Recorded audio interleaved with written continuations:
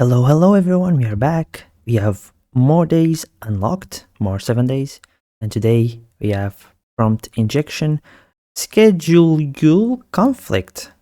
I don't get this pun for the first time. So for today's video we have BitTech and the Fluffy 007. So if you have any doubts, go see their videos. So today we're diving into AI agents, it seems. So let's start the attack box and the machine. It didn't have enough time for today, so the machine wasn't working, so I needed to set up my machine, which is using Kali Linux, which is a very good distribution for cybersecurity. And so I needed to connect to it from my machine to be able to see the calendar. So yes, so let's start. I'm gonna read it on my other screen because it's bigger, and we'll do the exercise here. So they go over a small introduction on what are LLMs and how agentic AI works. If you don't know about it, read it, but I mean, it's everywhere. And if you are here trying to learn cybersecurity, you probably have heard about both of these.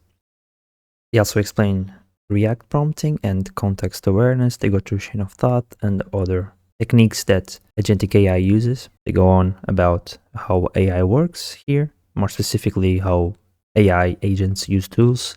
For example, the ability to search the web is a tool that we add to agentic AIs.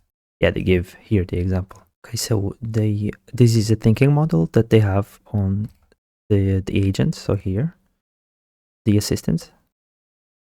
And they explain here that we can try and see if there's any sensitive information on the chain of thought process.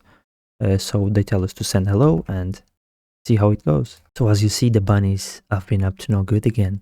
They transform Christmas into Easter holiday, they say here. So the model is thinking and the requests are also thinking. So this may take a while. I'll see you in a little bit.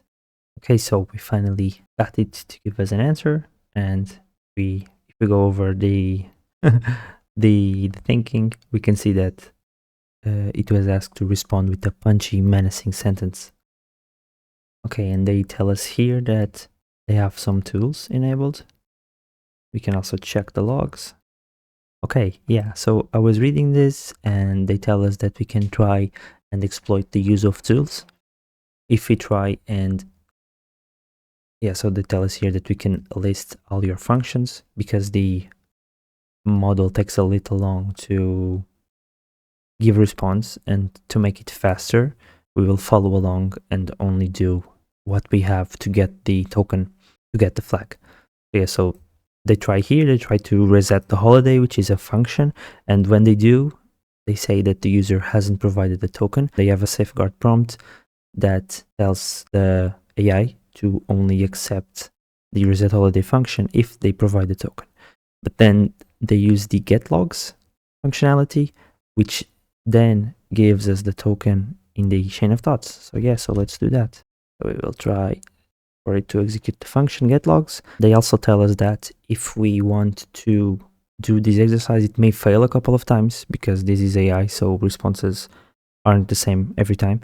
And so we may need to try a couple of times to get it to work. So if you're at home and it isn't showing the token or it's not working for some reason, give it a couple of tries, because maybe it's that reason.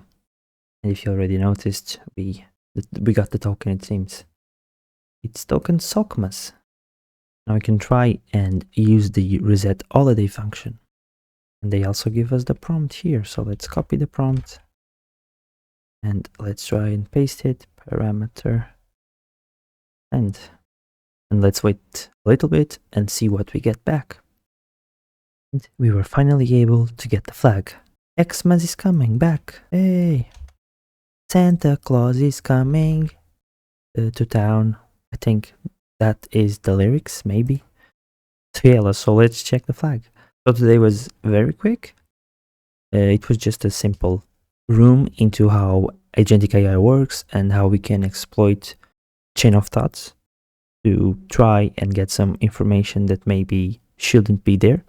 I guess that we are able to do this because you can pre-prompt the machine to act a certain way. So before the user puts a prompt, you give it a pre-prompt or whatever it's called to function better and make more guided approach, a guided way of thinking, but that can also put information that maybe you don't want the users to see. At least that's what I gathered from this. So yeah, so if you use agentic AI, you just get to see how you can, through prompt engineering, let's say, get sensitive information and maybe protect your own agentic AIs from doing this kind of thing. But I guess it would be quite hard to do that. So yeah, so this was a quick and fun room. I had some fun with it. It was a completely different kind of room than what we usually have on tryhackme. So yeah, so it was very fun. I hope you guys liked it, and I'll see you tomorrow.